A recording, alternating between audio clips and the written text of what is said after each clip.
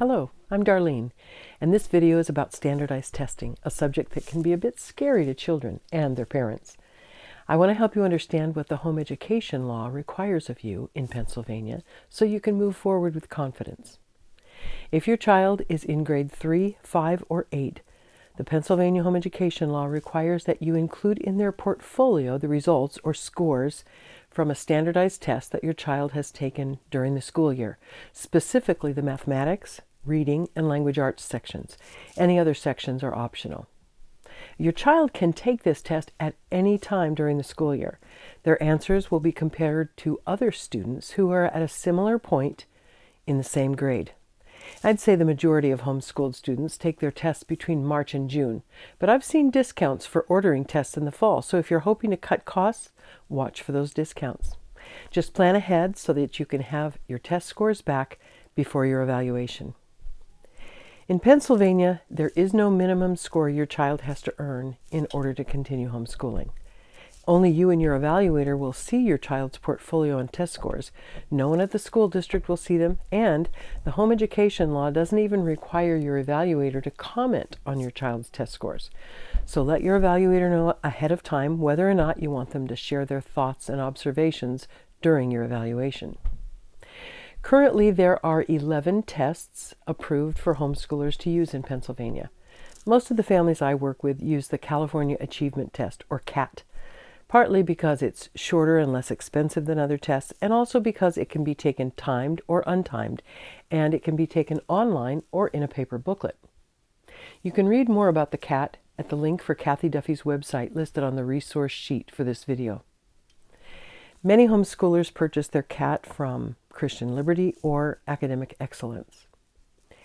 If your child has a physical or learning disability, I recommend that you connect with someone who specializes in giving tests such as the Woodcock-Johnson test. If you need some help finding someone who does that, reach out to me and I'll send you some referrals. Parents often ask me how they can prepare their child to take a standardized test, so here's what I recommend. Talk with your child about testing throughout the year so they know it's coming up. Don't just spring it on them. If you're stressed out about testing, your child will pick that up from you. So I hope what I'm telling you here will help you to be calm and sane about testing.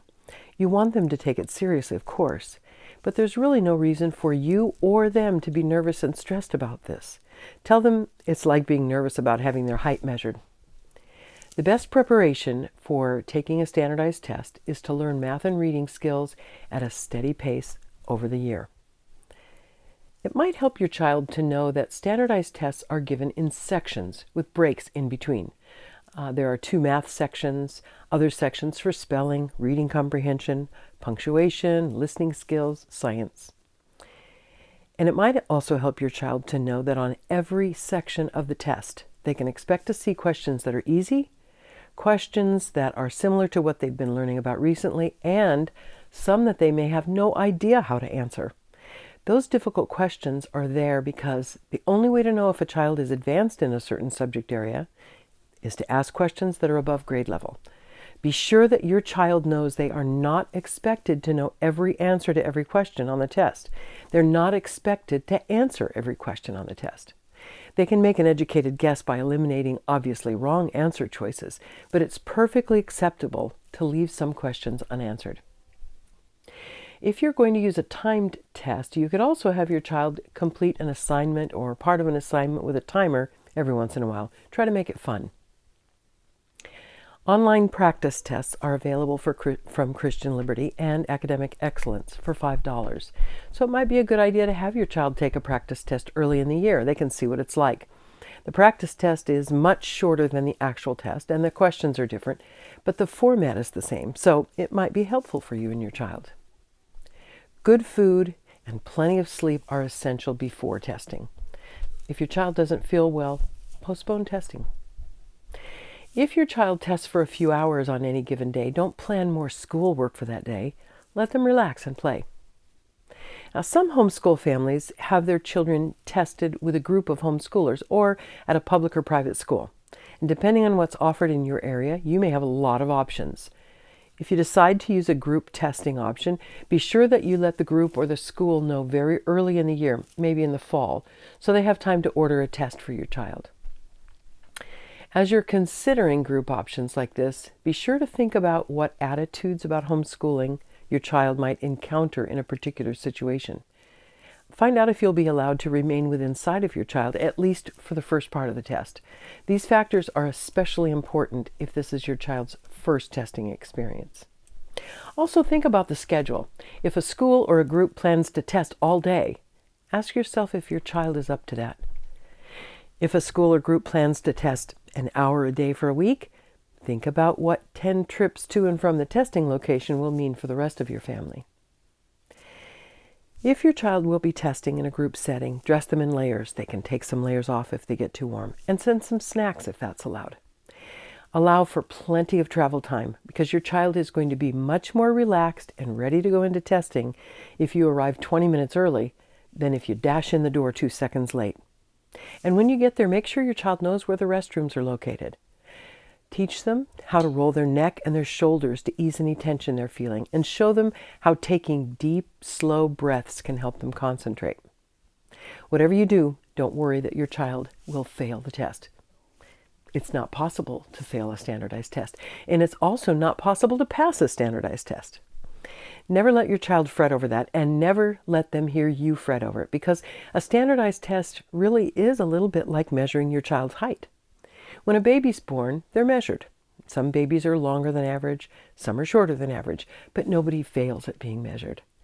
We can compare the length of a baby to other babies at birth, and over time, we expect to see growth.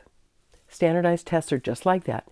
You can compare your third graders' scores with other children their age, but you can also look at your child's scores over time to see growth. Measuring growth in your child's knowledge is, I think, probably the best use of standardized tests, rather than comparing your child with other children of the same age. So think of that first test score as a baseline, kind of like measuring them when they're born, and then watch their progress as they grow, as they get older. Achievement tests measure knowledge in specific subjects. So if your child knows how to multiply 2-digit numbers, that will be reflected on their test score. If they know how to correctly use a question mark, that will be reflected on their test scores as well.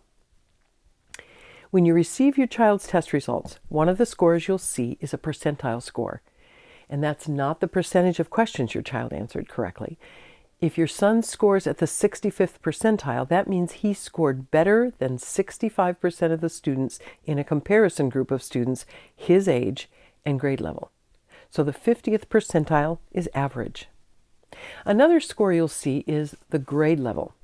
So if your 5th grader earns a grade level of 8.2 on a math section, that means she scored as well as the average 8th grader who's completed 2 months of school on the 5th grade math test. It doesn't mean that she doesn't need to study math until she reaches 8th grade.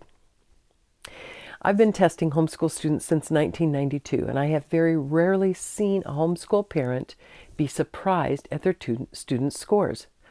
You probably know whether your child is advanced in math but struggles with spelling, or maybe they love to read but they haven't mastered fractions. So those test scores are going to point out areas that you can focus on in the future, but they are not going to replace your own observations of your child. If you still have questions about testing, I want to hear from you. I'm here because I like to help homeschool families, and I want to help you. By asking a question, you're going to get the answer you need, and I have an opportunity to help you, which is what I love to do. So click Ask Darlene at the top of the page. I'm looking forward to hearing from you.